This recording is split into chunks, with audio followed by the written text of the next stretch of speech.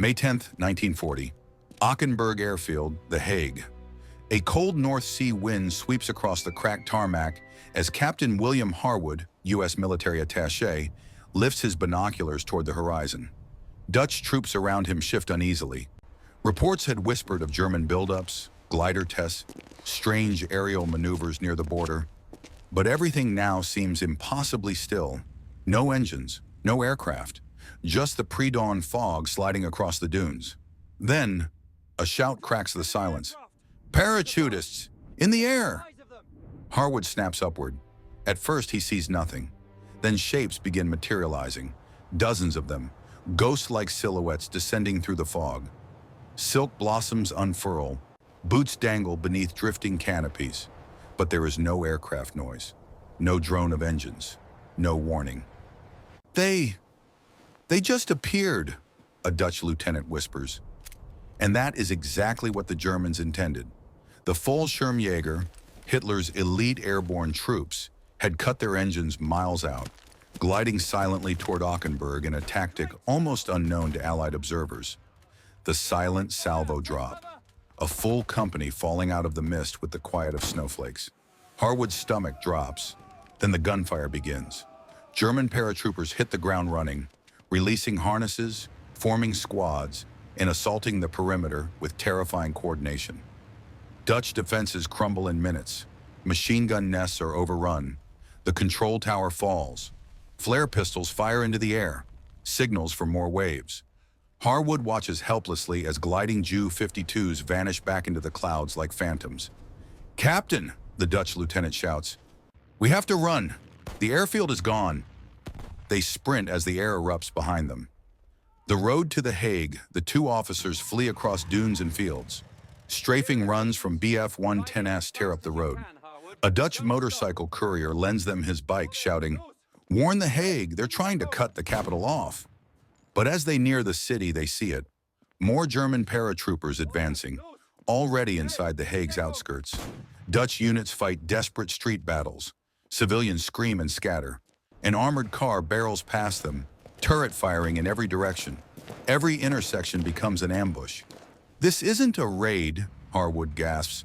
"This is a decapitation strike." The target? The Dutch monarchy, the cabinet, the military high command.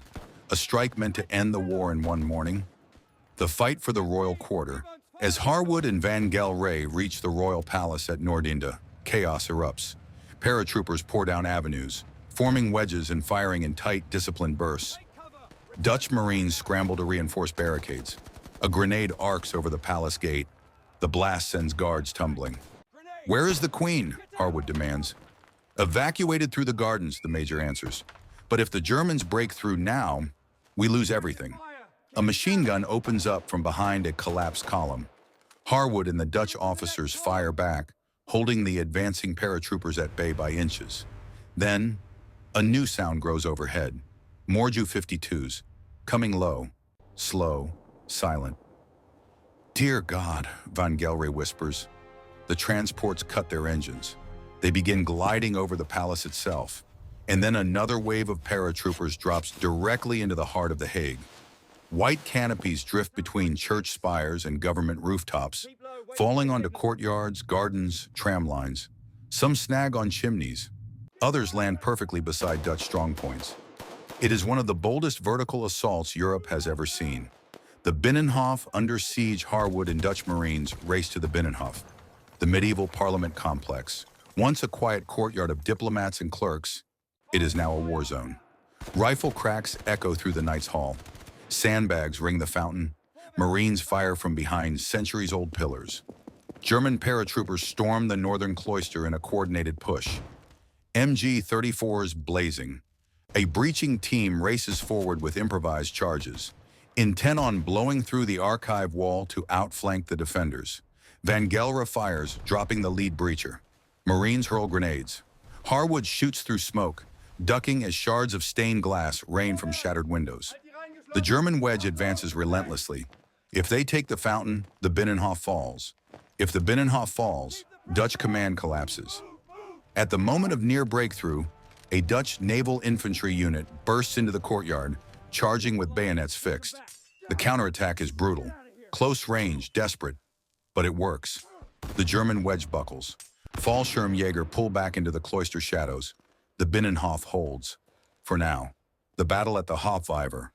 Moments later, new intelligence arrives. German troops are taking up firing positions along the Hofweiver pond. If they dig in, they can encircle the Binnenhof completely. Van Gelre rallies a squad of Marines. We counterattack now, or we lose the Hague. They move through side passages behind the Knights' Hall, emerging onto the stone embankment above the water. And there they see them. A full German heavy weapons detachment assembling MG-34s, stacking ammunition, preparing firing lanes. Van Gelre raises his arm. Fire! The Dutch attack hits the paratroopers in mid-setup. Ammunition crates explode. Machine gun crews collapse. Harwood drops 2 riflemen trying to regroup by the railings. The Germans fall back, some leaping into the shallow water to escape. The Dutch retake the embankment. For the first time that morning, Harwood feels hope. But that hope lasts only seconds. The last wave. A distant hum rises over the rooftops. Harwood turns. Another formation of Ju-52s, larger than the morning's first wave, approaches the city in perfect formation. Engines throttle down, wings tilt in eerie unison. They're going to drop inside the city again, Harwood says quietly. The major nods. The silent descent. One more time. The Ju-52s glide over the Binnenhof, drifting like steel ghosts. More parachutes blossom over the very buildings the Dutch are defending. Paratroopers land on rooftops, balconies, alleyways. Gunfire erupts everywhere at once. We can't hold another wave, Van Gelre says. Not inside the capital. The major grabs Harwood's arm. Captain, you must escape. Someone has to report this tactic to the world. What you've seen today, no army is prepared for it. Harwood shakes his head. This is your fight. I won't abandon you. You must, Van Gelre says, or this morning will vanish in smoke. A German grenade explodes against the courtyard wall. Marines are thrown to the ground. Paratroopers rush the gate again. Van Gelre shouts over the gunfire. Harwood, go! Harwood runs. He sprints through burning streets, dodging bullets, weaving past civilians and shattered trams. A Dutch armored car skids around a corner. American, get in! Harwood dives inside. The vehicle roars toward the British sector, leaving the collapsing government quarter behind. Through the rear hatch, he watches parachutes drifting down, quiet as falling ash, into a city fighting for breath. Washington will know, he whispers. The world will know how the Germans came in silence. The armored car speeds away. The Hague burns behind him, and the era of silent airborne warfare has begun.